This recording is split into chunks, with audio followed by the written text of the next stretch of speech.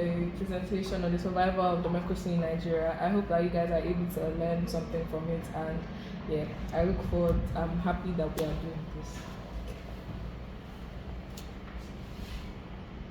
Sorry. The first slide is just the beginning. We're going to be talking about the challenge. We're going to be talking about the challenges, the resilience, and the path forward. This presentation explores the journey of Nigerian democracy, examining the obstacles it faces, the factors sustaining it, and the prospect for its continued growth and consideration. The second slide. Nigeria gained its independence in 1960, establishing its first democratic government. However, military coups disrupted the government from 1966 to 1999. The Fourth Republic began in 1999, marking Nigeria's return to civilian rule. Understanding the turbulent history is essential for grasping current democratic dynamics. So we got our independence October 1st, 1960, but after that we had some military coups, and obviously that caused havoc in the country. But then we were able to come back to being a republic in 1999. So so the next slide talks about key democratic milestones. In 1960, independence and first republic established. 1966 to 1999, era of military coups and regimes. 1999, historic transition to civilian rule, Fourth Republic. 2007, 2015, and 2019, pivotal election years shaping democracy, and 2023, most recent general elections. So, obviously, as I stated there, these are all the major milestones that we've reached. And yeah, our presidential election takes place every 4 years, and the next one is going to be in 2027.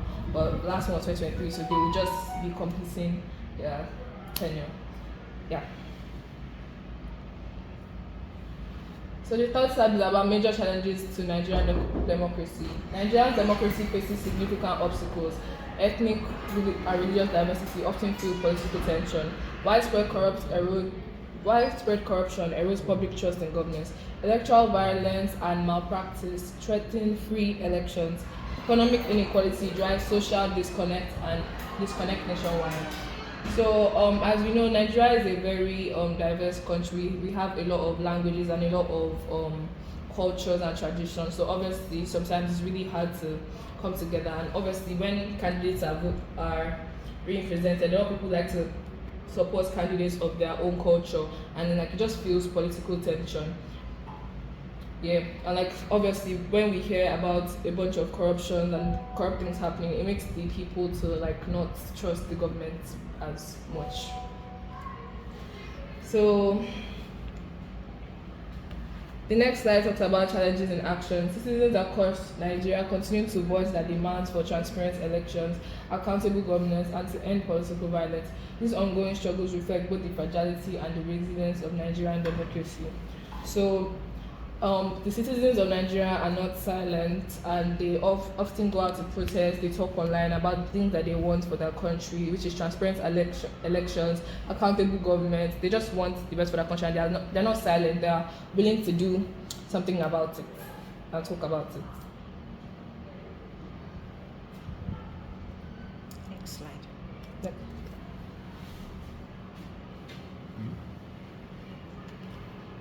Okay. So next time we're talking about factors supporting the survival of democracy. Strong citizens demand for democratic governance and an independent judiciary to uphold democratic values. As I said before, the citizens they make their opinions known, and what they are asking for is things that will help democracy become better, like independent judiciary. As we all know, that is one of the important factors supporting democracy. And vibrant civil society, active media, and international partnership provides crucial support for Nigeria's democratic resilience and accountability. So, obviously, it's still more of what I was saying. Being using our voices, speaking on social media, talking about stuff in the UN, stuff like that. It helps us, and it helps our democratic resilience despite the challenges that we face. quote on Nigerian democracy. Democracy in Nigeria is a continuous journey, not a destination. Nigerian political analysis. So it's practically saying like, what do you call democracy in Nigeria democracy, sorry, in Nigeria cannot be like built in a day. It's something that is gradual, and something that will eventually happen. It just takes time. The perspective reflects the ongoing commitments required from citizens, institutions, and leaders to nurture and protect democratic values in Africa's most populous nation. Yeah, Nigeria is like, as we always say, the giant of Africa. But there were lots of citizens, and even though we vote people into power, it is also our job as citizens to do something to help our country be better, and also institutions and leaders. The power is in the hands of citizens, the leaders, and the institutions. Next slide. The next slide is about the institutions. Democratic institutions are the pillars sustaining Nigeria's fourth republic.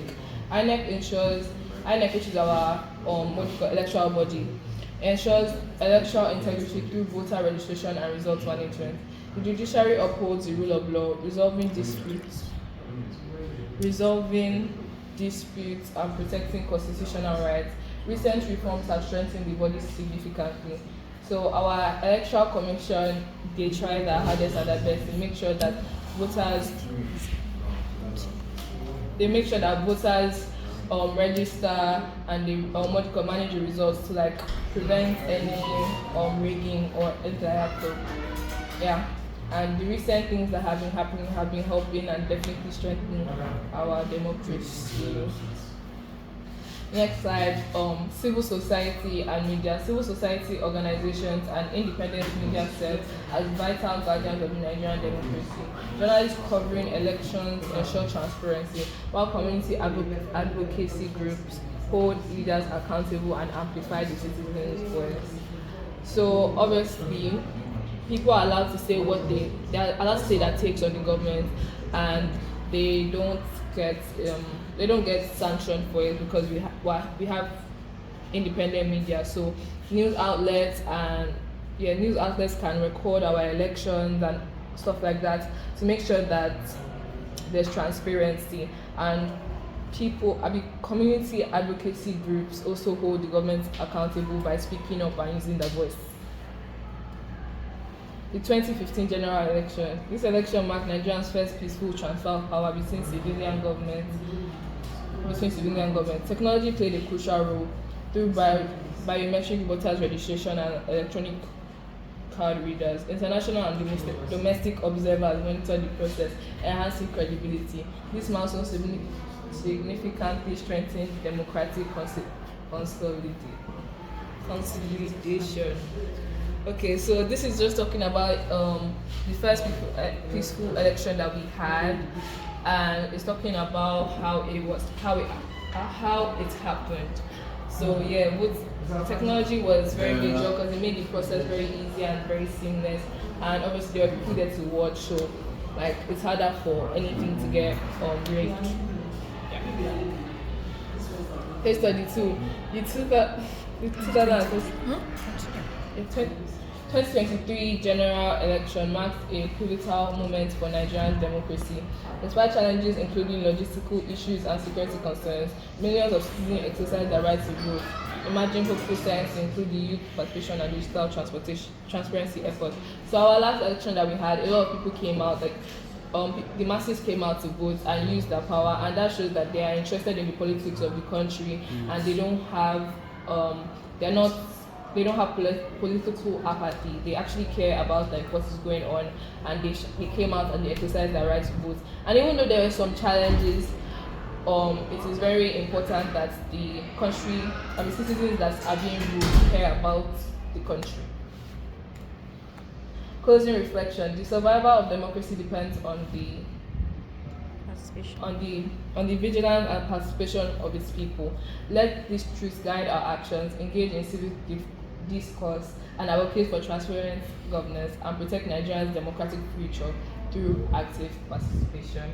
So, as I've said before, using our voice is important, giving our opinions is important, people caring about the country itself, citizens caring about the country itself, and not just putting everything in the hands of the leader is important. And yeah, that's the universal truth that should guide our actions. Yeah. Thank you. Change the slide. Thank you. If you have, thank you. If you have any questions, we'll answer. Mentioned in the presentation, the 2023 general elections face some logistical challenges. As of now, have there been any new technological development that would help resolve the issue of logistical challenges? Okay. Well, the challenges faced were mostly security challenges, not technological challenges. So there wasn't really any technical challenges, just security challenges. That's it. So if Okay, we'll go